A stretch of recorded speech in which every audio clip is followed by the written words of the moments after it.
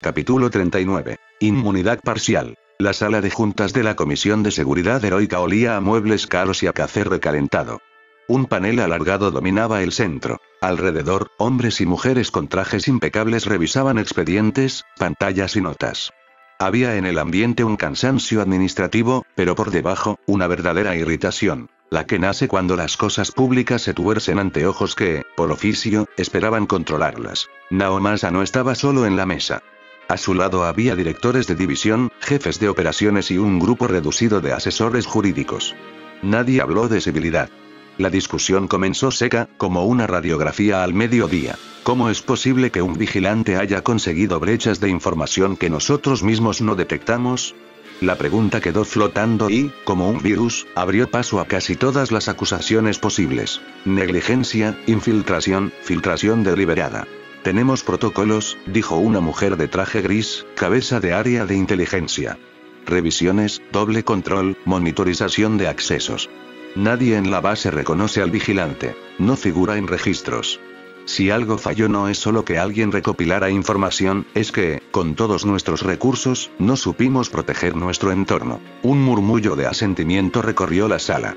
Las pantallas tras Naomasa mostraban fragmentos del operativo, mapas, líneas marcadas, puntos de acceso.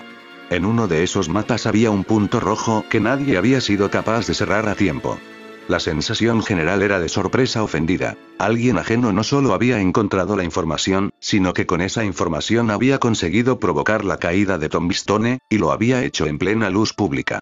No sabemos en qué momento Smithers pudo huir y dónde consiguió reorganizar su defensa, replicó Naomasa, con la compostura de quien necesita que sus órdenes sean consideradas. Pero tenemos que aceptar un hecho. La secuencia de hallazgos sugiere que quien accedió a esa información tenía tiempo y acceso suficientes para trazar rutas. Eso implica que la red no solo era externa, tenía anclas internas, o tuvimos una falla operativa grave. O un infiltrado, propuso el jefe de seguridad. Alguien que trabajó desde adentro, con pases y conocimiento de custodias. Y si es así, entonces el problema no es solo técnico, es político. ¿Cuántas manos participaron? ¿Cuántos sueldos cubrieron su silencio? La voz del asesor jurídico introdujo la nota fría. Cualquier indagación que no tuviera evidencias claras podía volverse una cacería de brujas que dañaría más a la comisión que a la operación. La tensión escaló. Varios presentes reconocieron que, en el fondo, se fumaba la misma pregunta. ¿Cómo pudo un vigilante moverse con esa precisión sin que hubiéramos detectado los movimientos preliminares? Y hay otro problema, dijo Naomasa, sin levantar la voz pero haciendo que la sala se inclinara a escucharlo. No solo logró la información. Con esa información, operó con una eficacia que la policía y nuestros héroes profesionales no pudieron replicar en tiempo real. No fue que la estructura fallara en detenerlo. Fue que, paradójicamente, la intervención pública lo magnificó. Por cada maniobra que hicimos para proteger la legalidad, su acción llegó primero y fue la que la opinión vio. Esa última observación generó un silencio más complejo. En las pantallas aparecían tomas del helicóptero de Naomi Kurosawa. Los segundos en que Spider-Man caía, se levantaba y derribaba a Tombstone. La ciudad había visto la escena en directo. Las redes habían encendido con nombres y hashtags. La comisión, acostumbrada a ser el cuerpo que arregla el relato público, ahora veía cómo su control del discurso se deslizaba entre los dedos. ¿Podemos desacreditarlo?, preguntó alguien, con un tono que mezclaba desespero y cálculo. Si lo vinculamos con organizaciones no oficiales o si demostramos que sus métodos ponen en riesgo peritos y testigos, el apoyo público disminuiría. Cuidado, cortó otra voz, más pragmática. Intentos de desprestigio siempre funcionan contra alguien que está en el ruido común. Pero ahora el vigilante tiene adherencia social. Si la gente considera que él encarna una defensa que la comisión no supo garantizar, cualquier intento de manchar su imagen podría resultar contraproducente. Peor aún, si un actor nuestro interviene de forma agresiva contra él y la acción se filtra, lo único que conseguiremos es aumentar la simpatía y el mito. La discusión empezó a trenzar cálculos políticos con pragmatismo operativo. Había opciones propuestas en voz baja. Intervención encubierta para seguir su rastro, infiltraciones para ponerlo en evidencia, hasta acciones de desprestigio, cansadas y viejas, que apuntaran a vincularlo con actividades ilegales. Pero cuanto más se ventilaban esas ideas, más claro quedaba el problema. Cualquier maniobra en ese sentido corría el riesgo de volverse en contra. Necesitamos neutralizar la narrativa, propuso un asesor. En lugar de exponerse a un ataque frontal, podríamos reforzar la comunicación institucional, reforzar la idea de que las operaciones deben ser conducidas por la ley. Si logramos que la gente valore la cooperación institucional por encima de la figura del vigilante, recuperamos parte del terreno. Eso asume que la gente cambiará de opinión rápido, replicó el jefe de inteligencia. Y no olviden que el vigilante no solo actuó, lo hizo con eficacia y con una estética que ha conmocionado. Su frase, volveré a levantarme, ya circula como lema. Eso se convierte en símbolo. La narrativa es más poderosa cuando la moral se siente directamente afectada. Un silencio denso cerró la sesión. Naomasa evaluó la sala, midió las opciones y concluyó con una cierta resignación calculada. Por ahora, no podemos deshacernos de él. Cualquier operación en ese sentido sería arriesgada y, en el mejor de los casos, costosa en legitimidad. Lo que sí podemos hacer es reforzar nuestras líneas, aumentar control de accesos, auditar personal, cerrar cualquier ventana donde una filtración pudiera volver a surgir. Y ordenar investigaciones internas discretas. No para crear ruido, sino para encontrar pruebas. Si hay un infiltrado, lo detectaremos con datos, no con rumores. La sala se dispersó con esa orden. Aumentar vigilancia y precisión. Nadie estaba conforme. Había, flotando en el aire, una sensación fría de que la comisión había perdido, por unas horas, el monopolio de la acción y del relato. Habían detenido a Tombstone, sí. Pero el autor moral de esa detención, un vigilante nocturno, era ahora un actor con poder de adhesión pública. La conclusión era práctica y amarga. Por el momento, Spider-Man seguiría en la ciudad. Y la comisión, aunque poseyera recursos, tendría que jugar en otros frentes hasta no recibir una oportunidad política que les devolviera el control. El despacho de Nesu era un microcosmos de orden y anarquía planificada. Mesas con informes, frascos rotulados, pantallas de microscopio, una pizarra cubierta de notas. Nesu, esbelto y con expresión afilada, hojeaba el expediente que la fiscalía le había entregado esa misma madrugada. Ante él, Naomasa entró con pasos medidos. Habían acordado hablar en privado. La conversación sería técnica, pero con un matiz que ninguno de los dos quería ocultar. La figura del vigilante despertaba preguntas profesionales. Nesu dejó el informe sobre la mesa y miró a Naomasa con la calma de quien colecciona enigmas. No podemos desestimar la eficiencia de su intervención, dijo. No me interesa la moralidad aquí. Me interesa el cómo. Cómo un individuo sin credenciales logró acceso a pistas, capacidad de moverse con la precisión necesaria y, sobre todo, la iniciativa de investigar por su cuenta hasta llegar a Tombstone. Naomasa repasó mentalmente la noche y contestó con la sobriedad de quien conoce plazos y responsabilidades. Tenemos hipótesis, pero la prioridad inmediata fue detener la operación y asegurar la evidencia. Eso se hizo. No parte de la comisión previó que alguien llegaría por esa vía. No es tanto una falla de técnica como de contexto. La red ejecutó movimientos que ocultaron información y Smithers aprovechó rutas. No demostró una vulnerabilidad única. Nesu no estaba satisfecho con explicación administrativa. Su interés, más profundo, era científico y casi académico. La iniciativa es clave, dijo. No solo actuó con habilidad física. Antes de entrar, hizo trabajo de investigación. Eso me intriga. ¿Cómo organizó esos pasos? ¿Qué fuentes consultó? ¿Se apoyó en redes sociales, en documentos públicos, en instintos? Entender ese proceso nos da pistas sobre su capacidad de síntesis y de análisis. Naomasa se permitió una pausa y replicó. Puede ser tan básico como observación, seguimiento visual, registro de patrones, llamadas a testigos. O tan sofisticado como infiltración digital. No lo sabemos. Por eso he pedido que esa línea de investigación continúe. Rastrear orígenes de las filtraciones, revisar accesos físicos y digitales.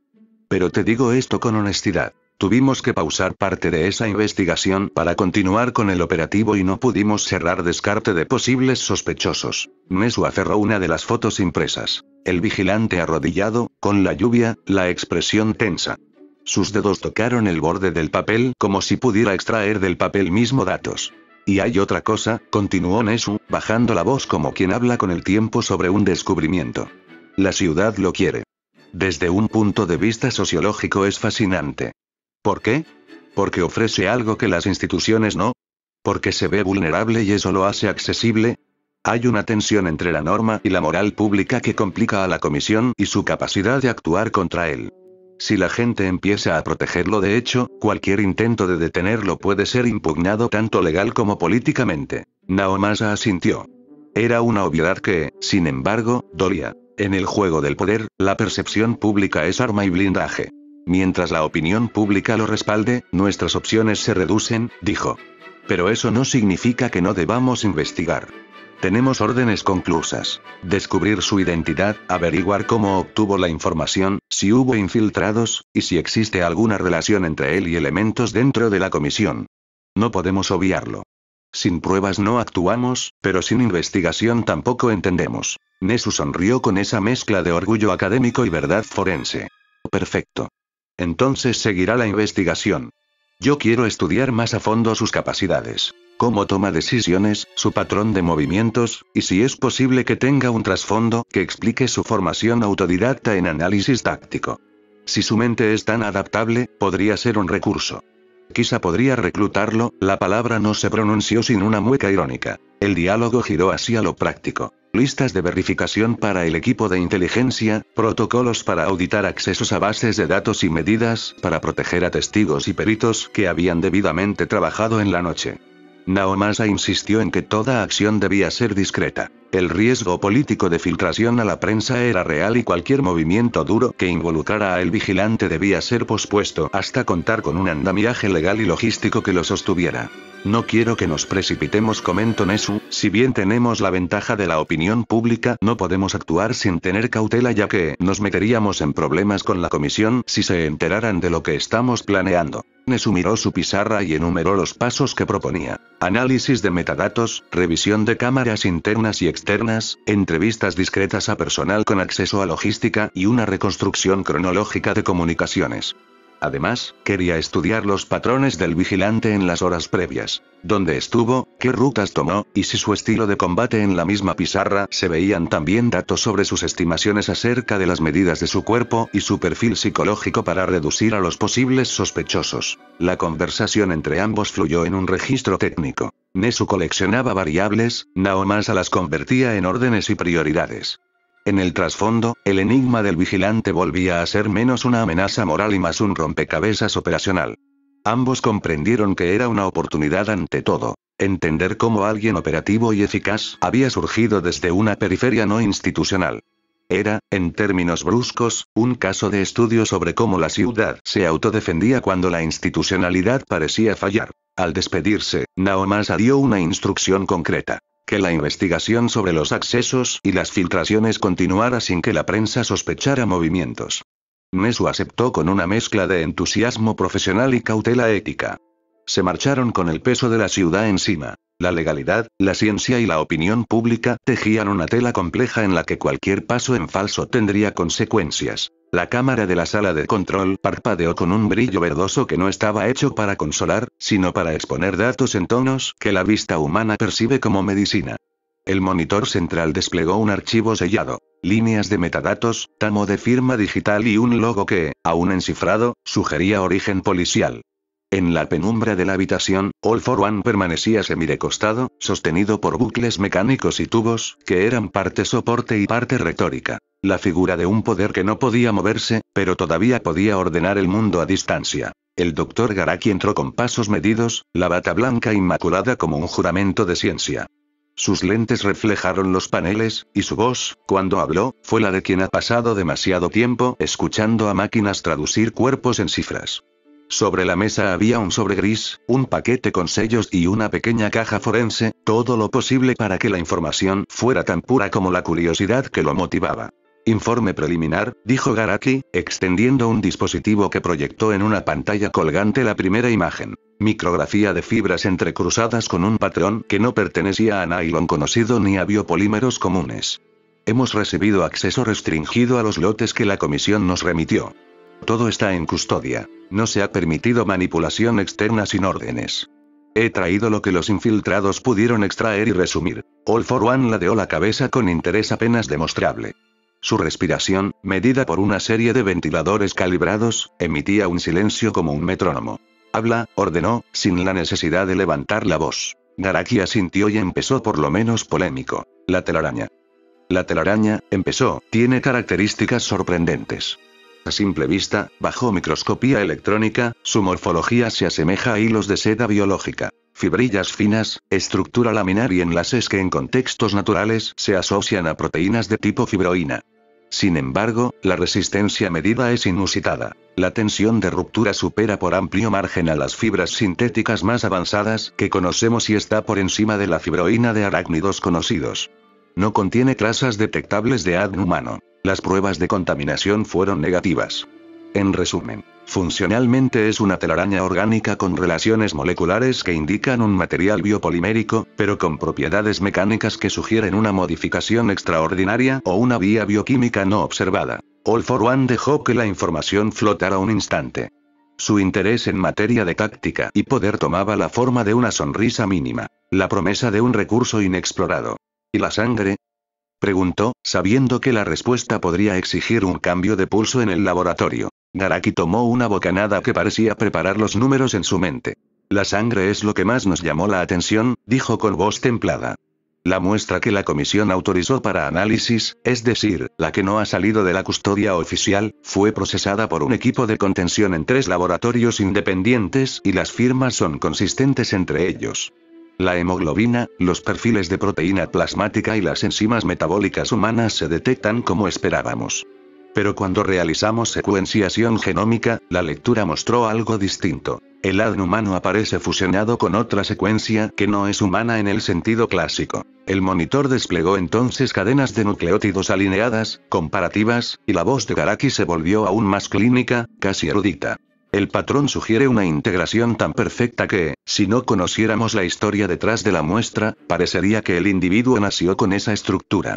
La porción extraña guarda similitudes parciales con lo que, en otras observaciones, hemos asociado a quirks de tipo insecto. Estructuras repetitivas que se ligan a asemblajes proteicos que favorecen producción de fibras, manipulación de quitina y, en algunos casos, biomineralización. Pero esto no coincide exactamente con quirks insectoides que hemos catalogado. La secuencia es atípica. Incluso entre quirks fenotípicamente similares, nunca hemos visto una integración tan armónica en el genoma. No hay mosaicos de ADN de organismos distintos, sino una fusión que sugiere edición en un estadio muy temprano del desarrollo o la manipulación de la línea germinal. All for One cerró los ojos por un instante, y el gesto fue suficiente para que en la sala se adivinara la maquinaria mental que bullía detrás de su voz. ¿Podría replicarse?, preguntó con calma, aunque sus palabras eran cuchillos. Garaki sabía que esa era la pregunta que todos los científicos temían contestar y, a la vez, la que más anhelaban. En teoría, contestó. La posibilidad de replicar la integración genética dependería de comprender la vía por la que ese ADN extraño se integró. Si fue resultado de una mutación espontánea y altamente improbable, la replicación no sería trivial. Si, en cambio, hubo intervención, edición temprana, vector viral, intervención embrionaria o algún agente epigenético capaz de mediar integración estable en células germinales o pluripotentes, ello abriría puertas.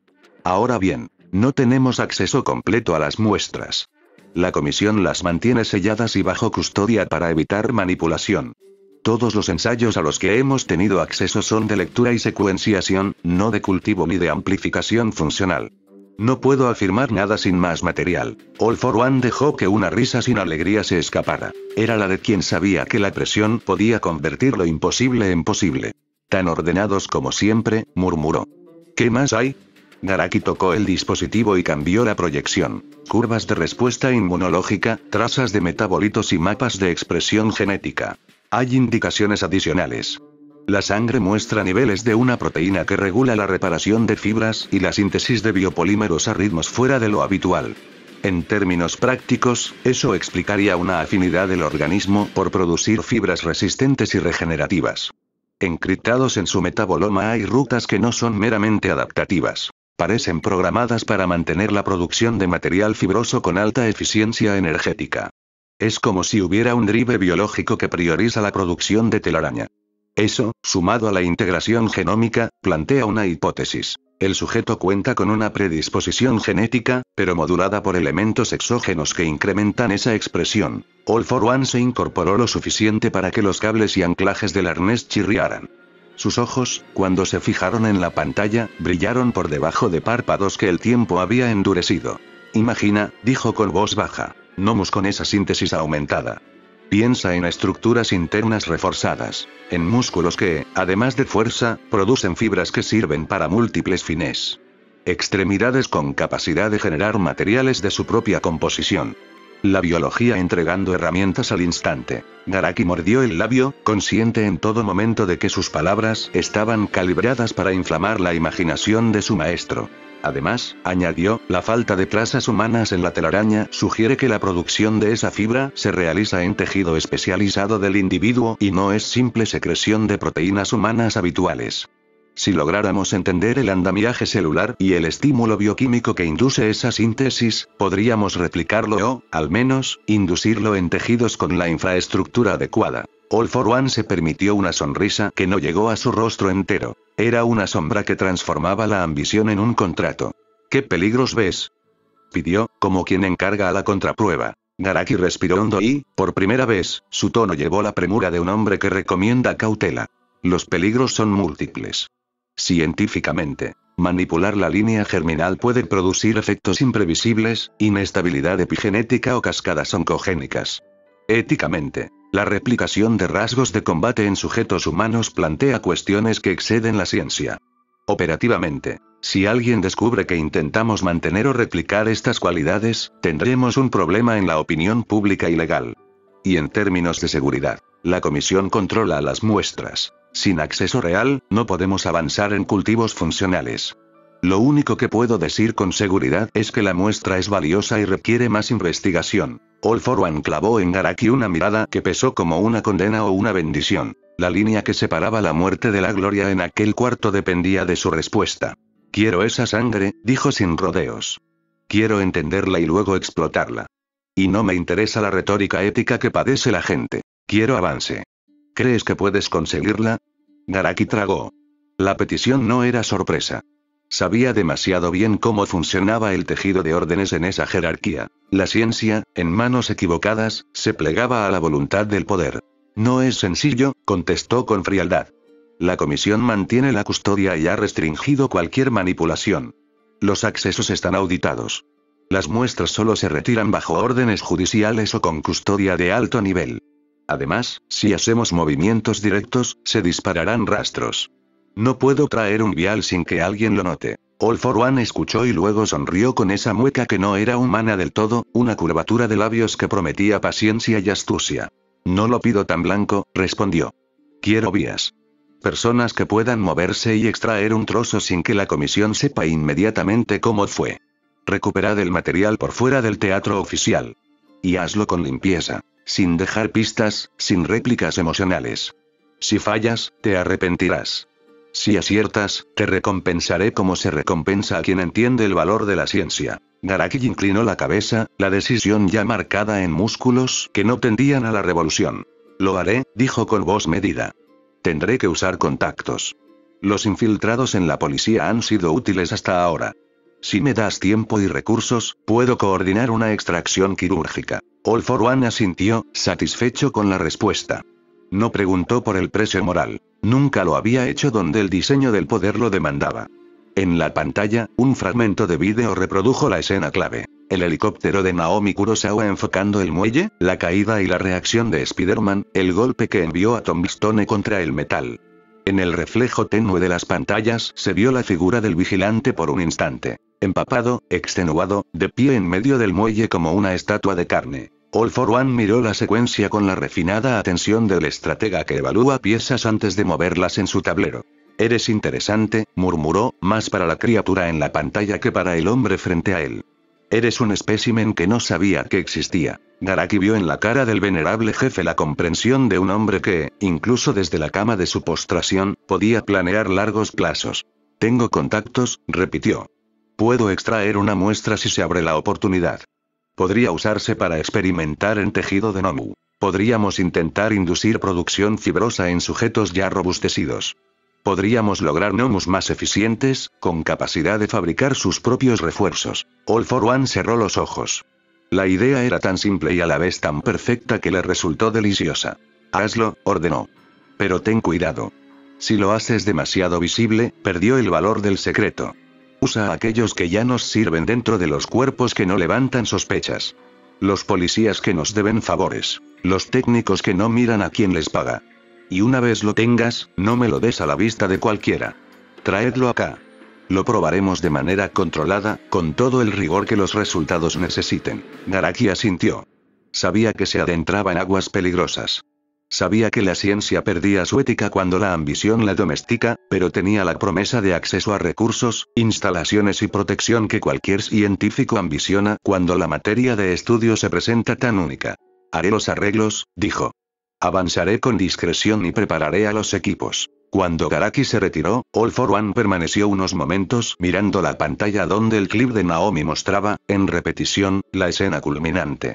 La voz de la reportera se oía tenue entre los equipos. Un justiciero que se levanta. All for One dejó escapar una risa corta y amarga. Eres muy interesante, Spider-Man, murmuró de nuevo, como quien reconoce el primer sonido de una nueva sinfonía. Y todavía no sabes cuánto te estamos observando. La habitación siguió su latido mecánico. Afuera, la ciudad reordenaba su mañana después de la noche de violencia. Dentro, en la guarida, el plan comenzaba a cerrarse. Obtención de muestras, manipulación escondida, y la posibilidad de convertir aquello que la ciudad amaba en una herramienta. All for One ya no se inquietaba por la fuerza bruta. Ahora aspiraba a transformar la biología en su arma definitiva. Y para eso, necesitaría sangre.